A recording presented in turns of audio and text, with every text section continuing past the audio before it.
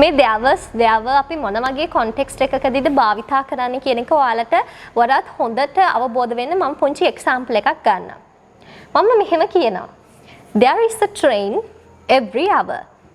There is a train every hour.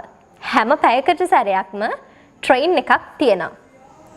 මම කියනවා the time now is 11:15. The time now is 11:15.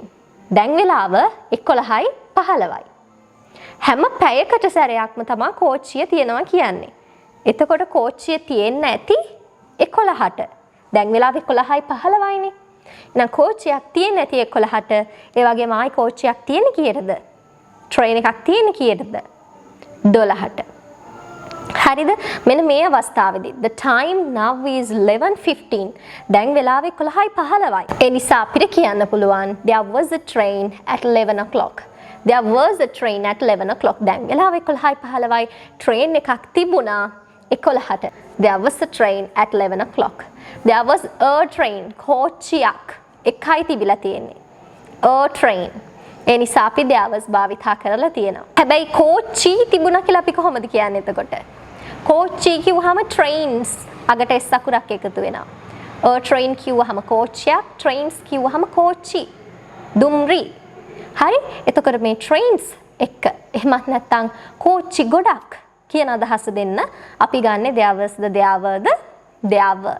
එහෙනම් there were trains කියලා අපිට කියන්න පුළුවන්. හරි මම හිතනවා ඔයාලට මේ there was there were භාවිතා කරන context එක පැහැදිලි වෙන්නේ නැති කියලා අපි දැන් there was there were භාවිතා කරලා sentences වගේක් අරගෙන ඒ sentences කොහොමද වර්ණගන්නේ? වර්ණගනවා කියලා කියන්නේ ඒ අදාළ sentence එක අපි කොහොමද negative sentence එකක් බවට පත් කරන්නේ? එහෙමත් නැත්නම් positive question එකක්, negative question එකක් හෝ මෙන්න මේ questions බවට පත් කරන්නේ කොහොමද?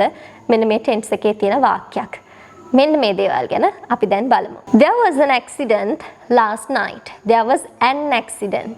මොකද මේ there was an accident last night කියලා කියන්නේ පහුගිය රාත්‍රියේ, කියන්නේ ඊයේ රාත්‍රියේ accident එකක් වෙලා තිබුණා. There was an accident last night.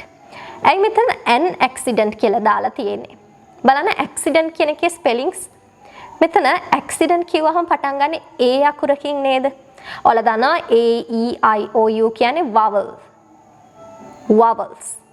මෙන්න මේ vowels වලින් යම් කිසි වචනයක් ආරම්භ වෙනවා නම්, කියන්නේ vowel letter එකකින් යම් කිසි වචනයක් ආරම්භ වෙනවා නම් අපි ඊට කලින් a කියන article එක කවදාවත් use කරන්නේ නැහැ. අපි භාවිතා කරන්නේ an accident.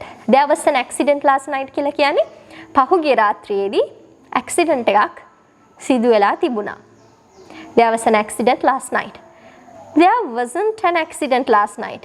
ඊයේ accident එකක් තිබුණේ නැහැ. accident එකක් තිබුණේ නැහැ. There wasn't. කියන්නේ was not එකතු කරලා wasn't වෙලා තියෙනවා. There wasn't an accident last night. ඊයේ රාත්‍රියේ ඇක්සිඩන්ට් එකක් තිබුණාද? කොහොමද අපි ඒක අහන්නේ? verse මුලට ගන්න. මොකද මේක positive question එකක්. ඇක්සිඩන්ට් එකක් තිබුණාද කියලා තමයි අහන්නේ අපි. තිබුණේ නැද්ද කියලා අහුවොත් අන්න ඒක negative question එකක්. හැබැයි මෙතන අහන්නේ තිබුණාද කියලා. එහෙනම් verse මුලට ගන්න. Was there an accident last night? Was there an accident last night? පහුගිය රාත්‍රියේ ඇක්සිඩන්ට් එකක් තිබුණාද? පහුගිය රාත්‍රියේ ඇක්සිඩන්ට් එකක් තිබුණේ නැද්ද? Wasn't there an accident last night? Wasn't there an accident last night? Wasn't. මේ wasn't හැදිලා තියෙන්නේ was not කියන දෙක contract වෙලා. හරි? Wasn't there an accident last night? මෙන්න මේ විදිහට තමයි අපි there was වලින් යම් කිසි වාක්‍යයක් තිබුණොත් මේකේ negative sentence එක හදන්නේ වගේ question forms හදාගන්නේ මෙන්න මේ විදිහට. හරි අපි තව examples දෙකක් බලමු. මේ examples දෙක මම ආයෙ කියා දෙන්නේ නැහැ මේක මෙහෙමයි වෙන්නේ කියලා. මොකද දැන් ඔයාලා දන්නවා. ඒ නිසා මේ example sentences මාත් එක්ක ඔයාලත් කියන්න. එතකොට ඒක අපිට පුංචි speaking practice එකක් වෙනවා. There was a clock on the wall. There was a clock on the wall. There wasn't a clock on the wall. There wasn't a clock on the wall. Was there a clock on the wall? Was there a clock on the wall? Wasn't there a clock on the wall? Wasn't there a clock on the wall? හරි. මොකද මෙතන කියන්නේ there was a clock on the wall. බිත්තියේ ඔරලෝසුවක් තිබුණා. There was a clock on the wall. There wasn't a clock on the wall. බිත්තියේ ඔරලෝසුවක් තිබුණේ නැහැ. Was there a clock on the wall? බිත්තියේ ඔරලෝසුවක් තිබුණාද? Wasn't there a clock on the wall? බිත්තියේ ඔරලෝසුවක් තිබුණේ නැත්ද? There was a good film on TV. There was a good film on TV. There wasn't a good film on TV. There wasn't a good film on TV. Was there a good film on TV? Was there a good film on TV? Wasn't there a good film on TV? Wasn't there a good film on TV? There was a good film on TV කියන්නේ හොඳ චිත්‍රපටයක් තිබුණා TV එකේ. There wasn't a good film on TV. හොඳ චිත්‍රපටයක් හොඳ film එකක් TV එකේ තිබුණේ නැහැ. Was there a good film on TV? හොඳ චිත්‍රපටයක් තිබුණාද TV එකේ? Wasn't there a good film on TV? හොඳ චිත්‍රපටයක් තිබුණේ නැද්ද TV එකේ? හරි? මෙන්න මේ ප්‍රශ්න අහනකොට එහෙමත් නැත්නම් ස්ටේට්මන්ට් එකක් කියලා කියන්නේ අපි මොකද්ද ස්ටේට්මන්ට් එකක් කියලා කියන්නේ ප්‍රකාශයක්. There was a good film on TV. මම ඒක යම් කිසි කෙනෙක්ට නිකන් ප්‍රකාශයක් කරනවා වගේනේ. හොඳ ෆිල්ම් එකක් තිබුණා TV එකේ.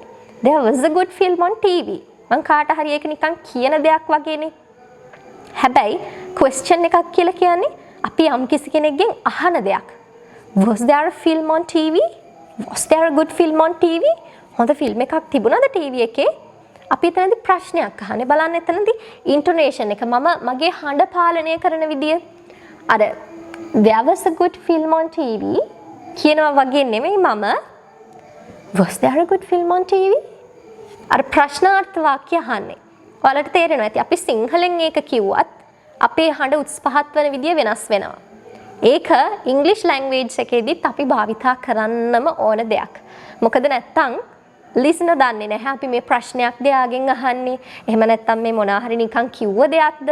ඒ දේ දන්නේ නැහැ ලිසනර්. ඒ නිසා මේ ඉන්ටොනේෂන් කියන එක ගොඩක් වැදගත් වෙනවා. අපි දැන් there were වලින් example sentences කිහිපයක් ගොඩනගලා බලමු. There were letters for me yesterday. මට letters ලියුම් තිබුණා ඊයේ. There were letters for me yesterday. මට ඊයේ ලියුම් තිබුණා. There weren't letters for me yesterday. There weren't letters for me yesterday. ඊයේ මට letters තිබුණේ නැහැ. weren't මේ weren't කියන්නේ were not දෙක එකට contract කළා කෙටි කරලා. There weren't letters for me yesterday. Were there letters for me yesterday? මට ඊයේ letters තිබුණාද? Were there letters for me yesterday? මෙතන letters නේ. ඒ නිසා තමයි අපි there were අරගෙන තියෙන්නේ. මොකද මේක plural නේ ලියුම්. එක ලියුමක් නෙවෙයි ලියුම්. ඒ නිසා there were අරගෙන තියෙනවා. ඒ නිසා positive question එකේදී අපි මුලට ගන්න ඕන were. Were there letters for me yesterday? මට ඊයේ letters තිබුණාද? ලියුම් තිබ්බද? Weren't there letters for me yesterday? මට ඊයේ ලියුම් තිබුණේ නැද්ද? Weren't there letters for me yesterday? මට ඊයේ ලියුම් තිබුණේ නැද්ද? මේක negative question එකනේ නැද්ද කියලා අහනවනේ. ඒ නිසා weren't මුලට ගන්නවා. මේ weren't හැදලා තියෙන්නේ were සහ not කියන දෙක contract වෙලා. හරි? Weren't there letters for me yesterday? ඊළඟ example sentences දෙක ඔයාලා මාත් එක්කම practice කරමු. There were many shops at the end of the street. There were many shops at the end of the street. There weren't many shops at the end of the street. There weren't many shops at the end of the street. Were there many shops at the end of the street? Were there many shops at the end of the street? Weren't there many shops at the end of the street? Weren't there many shops at the end of the street? There were many shops at the end of the street කියලා කියන්නේ පාරේ අයිනේ. කියන්නේ පාරේ කෙළවරේම shops ගොඩාක් තිබුණා, කඩ ගොඩාක් තිබුණා. There weren't කිව්වහම නෑ. එහෙම කඩ ගොඩක් තිබිලා නැහැ. Were there many shops at the end of the street? පාරේ අයිනේ කඩවල් ගොඩක් තිබුණාද? ඊගාවට negative question එක තියෙනවා. පාරේ අයිනේ කඩවල් ගොඩක් තිබුණේ නැද්ද? Weren't there many shops at the end of the street? There were books on the shelf. There were books on the shelf. There weren't books on the shelf. There weren't books on the shelf. Were there books on the shelf? Were there books on the shelf?